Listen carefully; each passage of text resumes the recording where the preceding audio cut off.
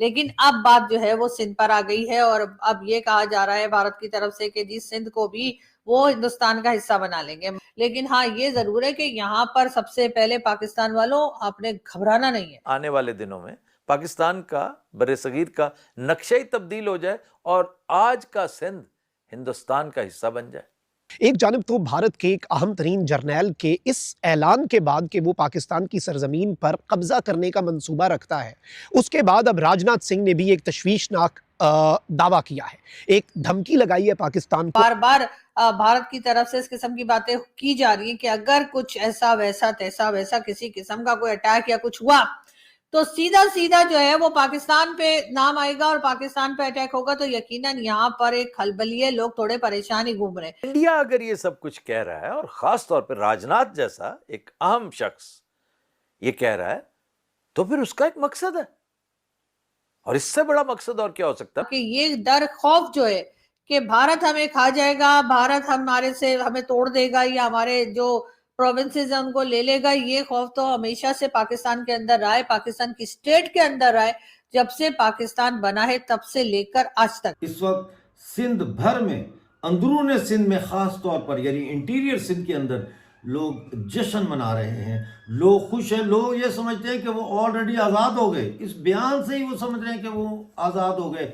वो राजनाथ सिंह जी के बयान को आज़ादी का ऐलान तस्वर कर रहे हैं। इस हवाले से सिंधु देश रेवोल्यूशनरी आर्मी, जो कि एक बैंड ऑर्गेनाइजेशन है, मिलिटेंट ऑर्गेनाइजेशन है, सिंध की आज़ादी के लिए मुसल्लह जदोजहद कर रही है, उसके commander in chief Syed Asghar Shah का बयान आया है जिसमें उन्होंने राजनाथ सिंह के बयान का खैर मकदम किया है।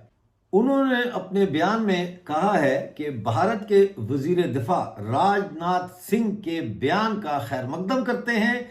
सिंध तहरीक की सियासी, सफारती और मज़ाहमती हमायत और मदद की जाए। सिंध ने राजनाथ सिंह से और भारत से मदद मांग ली है। उन्होंने कहा है कि हमारी मदद की जाए ताकि हम सिंध को पाकिस्तान के शिकंजे से आज़ाद करवा सकें। सिंध जो पाकिस्तान का हिस्सा है वो भी किसी वक्त जाकर हिंदुस्तान का हिस्सा बन जाएगा।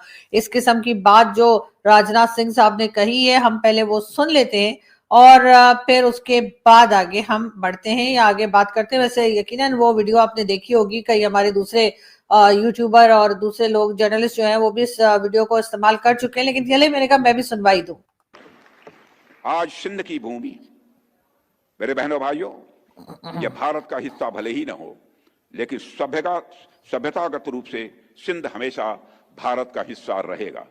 और जहां तक जमीन की बात है तो बॉर्डर्स तो बदल सकते हैं, क्या पता कल को सिंध भारत में फिर से वापस आ जाए। जी, तो ये थे राजनाथ सिंह साहब जो कह रहे थे कि क्या पता कल को सिंध वापस भारत में आ जाए। अब इस बात के ऊपर जाहिर है कि पाकिस्तान के ऊपर जो है या पाकिस्तान की तरफ से जो है ऑब्जेक्शन आ रही है और कई लोग जो है वो बात कर रहे हैं कि जी इस तरह की स्टेटमेंट उनको नहीं देनी चाहिए थी। इससे पहले कश्मीर के ऊपर भी जो है कई बार भारत के जो मिनिस्टर है उनका यही कहना था कि जी कश्मीर खुद ही आ जाएगा और ये भी शुरू में कहा गया जी कश्मीर ले लेंगे या कश्मीर हमारा टूट अंग है या ये कि कश्मीर के लोग खुद ही जाकर भारत के साथ मिल जाएंगे। इस किस्म की बातें भी होती रही, लेकिन कश्मीर तक तो सही था। कश्मीर तक तो हमें ऐसा लगता था पाकिस्तान में कि जी ये काम सी बात है और हमेशा से कश्मीर कश्मीर करते आए हैं तो चले ये बात भी कर ली। लेकिन अब बात जो है वो सिंध पर आ गई है और अब ये कहा जा रहा है भारत की तरफ से कि जी सिंध को भी वो हिंदुस्तान का हिस्सा बना लेंगे। मतलब ये कि हमारे कितने हिस्से बखरे हो रहे हैं क्या, इसलिए कि वो केपीके को कह रहे हैं वो अफगानिस्तान वाले के हम ले जाएंगे, सिंध को ये कह रहे हैं ये ले जाएंगे राजनाथ सिंह साहब। उसके बाद जो कश्मीर है उसके ऊपर भी कहा जा रहा है भारत की तरफ से जो वो खुद आके मिल जाएगा। बलूचिस्तान वाले तो खुद कहते हैं नहीं हमारा कोई लेना देना नहीं, आप लोग हो कौन। और रह गया क्या पंजाब, तो बस पंजाब ही रह गया। तो मुझे समझ में नहीं आ रहा कि आखिर चल क्या रहा है। लेकिन हाँ ये जरूर है कि यहाँ पर सबसे पहले पाकिस्तान वालों आपने घबराना नहीं है, इसलिए कि इस तरह की स्टेटमेंट आती है तो आपके यहाँ से भी तो चलती है ना। नमस्कार दोस्तों, जय हिंद। हिंदुस्तान 2.0 में आपका स्वागत है।